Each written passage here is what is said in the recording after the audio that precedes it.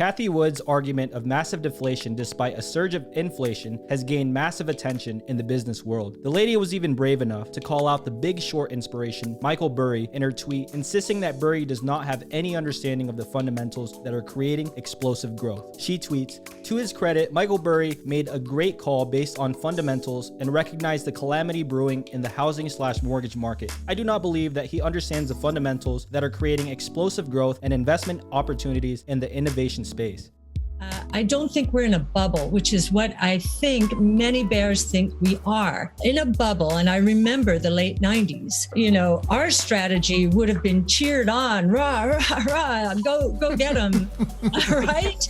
And you remember the leapfrogging of analysts making estimates one higher than the other, price targets one higher than the other. We have nothing like that right now. In fact, you see a lot of IPOs or SPACs coming out and falling to earth. We couldn't be further away from a bubble. You heard it, folks. Cathie Wood of ARK Invest doesn't think that we are in a bubble. A battle against the disruptors. For years, Cathie, along with her squad Elon, has been trying to prove their stock's worth since day one. Many are actually in awe of her ETF's performance just last year in the middle of a global mess. Wow. But some, like Michael Burry, don't really care. Burry's issue with ARK is the seemingly unsustainable growth expectations being priced into its valuation. In this video, we will go over the drama between Cathie Wood and the short sellers and talk about inflation and deflation and what is really happening in the current situation. Welcome to Wealth Gambit. On this channel, we cover the latest stock trends and research. If you like that type of content, be sure to like and subscribe. It shows that around 80% of you guys watching aren't subscribed, so if we've provided any value to you, be sure to hit that subscribe button. And also, please note that we are not financial advisors, so please do your own due diligence. Without further ado, let's get right into it. Let's talk about inflation. Do you remember your childhood when everything seemed to be cheaper? Just like how coffee was just 25 cents in 1970 and became about $2. Well, if we're talking about Starbucks here, it's a little more than that. What we're pointing out is the increase in price of goods and services over time. $100 worth of groceries today won't give you as much as you could buy with $100 of groceries years ago, and that is inflation. Inflation is when the value of a currency falls, and as a result, the general level of prices for goods and services rises. Inflation happens every year. It can either be good or bad. It depends on the individual viewpoint and rate of change. Those who own tangible assets such as land or houses are happy with inflation since it means that the value of their assets rises, but regular people without assets aren't really happy when the prices of everything rise. On the contrary, Cathie Wood doesn't seem to agree with the idea that we are currently experiencing inflation. She believes that what we are currently experiencing is deflation. But what will happen if the bears are right and she is wrong? What if we really are experiencing inflation today? As mentioned, inflation happens every year. This year in April has the highest inflation rate that has happened for the last decade, which is about 4%. Most of the time, rising inflation is not good for investors. Both sides of the classic 60-40 stock bond portfolio can be affected because as the prices rise, stocks and bonds prices fall. Going over history, a 60-40 portfolio strategy has around 9% return per year, but during high inflation, it only has a close to 2% return. And if you think that stocks are cheap, you got it all wrong. Even without potential inflation, stocks are not really cheap. So what do you do during inflation? Let's hear it from the OG of investments, Grandpa Warren Buffett. Yeah, well, inflation, Keynes said it many years ago that it's an invisible tax that only one man in a million really understands, and it's a tax on people that have had faith in their currency that the government's issued. The best protection, the best investment against inflation is to improve your own earning power, your own talents. Very few people maximize their talents.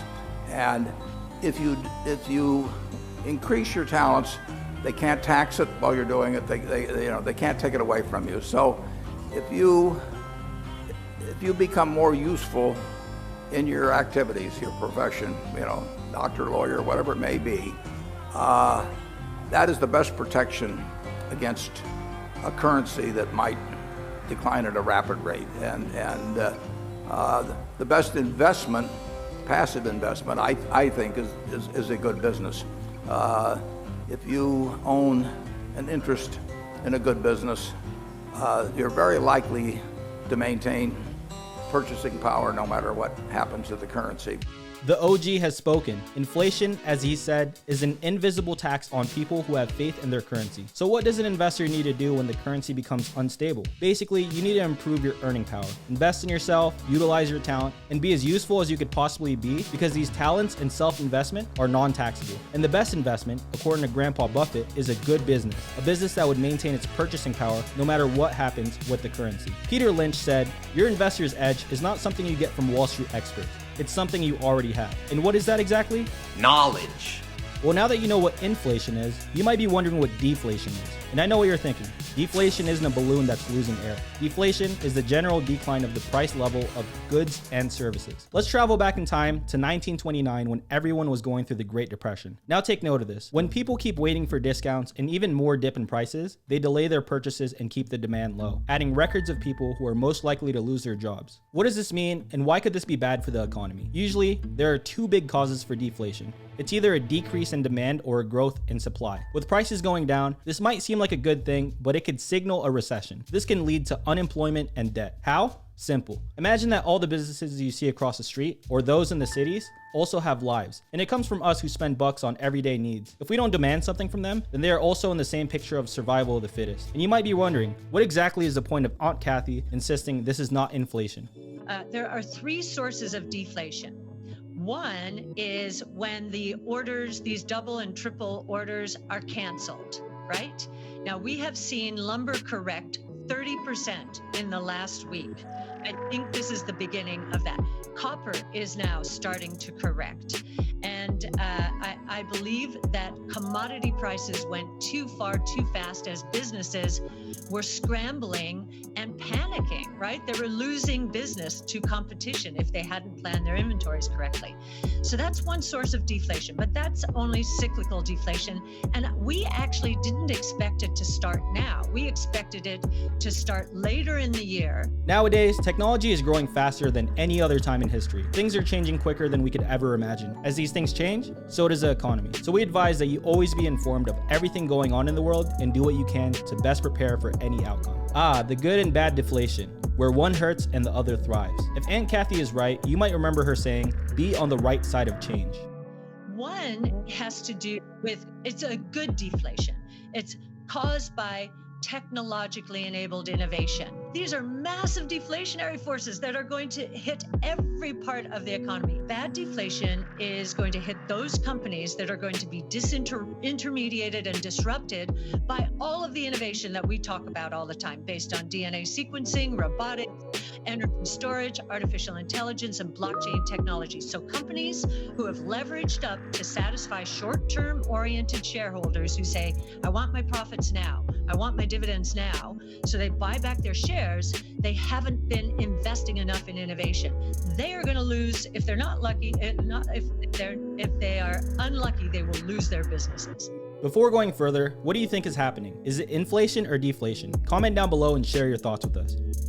According to Jerome Powell, chairman of U.S. Federal Reserve, in his virtual speech last August 27, the illness that ravaged countries all over the world had displaced 30 million workers in the U.S., and that the decline in economic output in the second quarter of last year was twice the full decline experienced during the Great Recession of 2007 to 2009 that followed the global financial crisis. However, the pace of recovery had exceeded their expectations, as output had surpassed its previous peak after only 4 quarters, and this is less than half the time it took to achieve that outcome after the 2007 to 2009 recession.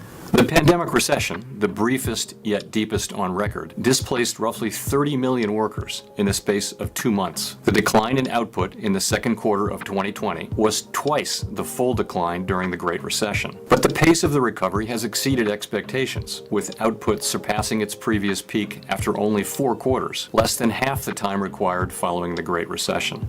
Individual spending is at its all-time high as the U.S. experiences a 4.2 inflation in July, twice the level targeted by the Fed. Powell noted that this is due to consumer spending on appliances, furniture, cars, IT-related goods, and other household items. On the other hand, spending on services like restaurants, travel, leisure, and other services that require close contact with others is going down. Despite the inflation, Powell and the Fed as a whole still believe that the rate that the U.S. economy is moving right now is transitory and will wash out over time. Powell further noted that advanced economies economies had run below 2% since the 1990s, and the factors that had caused this low inflation through the years are technology, globalization, and demographic factors, as well as the commitment of central banks to maintain price stability. According to Bank of America, the global economy is headed for a slowdown. Michael Harnett, chief investment strategist at Bank of America, stated that the global stock markets, excluding US technology shares, are unchanged for the past 8 months. Commodities like oil, copper, and palladium, which benefit from a growing economy, have fallen down to 23% from their recent peaks. Now, what does all of this mean? Why does the Fed report an increase in inflation and Bank of America is telling us that we are headed for a slowdown? And how does this link to Aunt Cathie's beliefs of deflation? When lockdown restrictions were lifted, people tended to panic buy, which caused a surge in inflation, but this won't last long. People have the tendency to spend less when everything they could possibly need is sitting right on their lap. Then there's technology, the biggest economic disruptor. Tech companies' primary goal boils down to one thing: they give more for less, and technology is moving fast in every industry. It saves time and reduces prices nowadays. You don't need to go that extra mile in order to buy your favorite meal or buy your favorite shoes. Just a few taps on your phone will do. No need to spend money for gas. And this is just a small percentage of what technology can do with our daily lives. Technology is borderless, and it is set to disrupt the economic movement in huge ways. Aunt Cathie stands firm on her belief that the economy is ripe for innovation. Are we going through inflation or deflation? Comment down below, and as always, be sure to like and subscribe to stay posted on the best financial content. We hope you have a great rest of your day, and until next time, peace.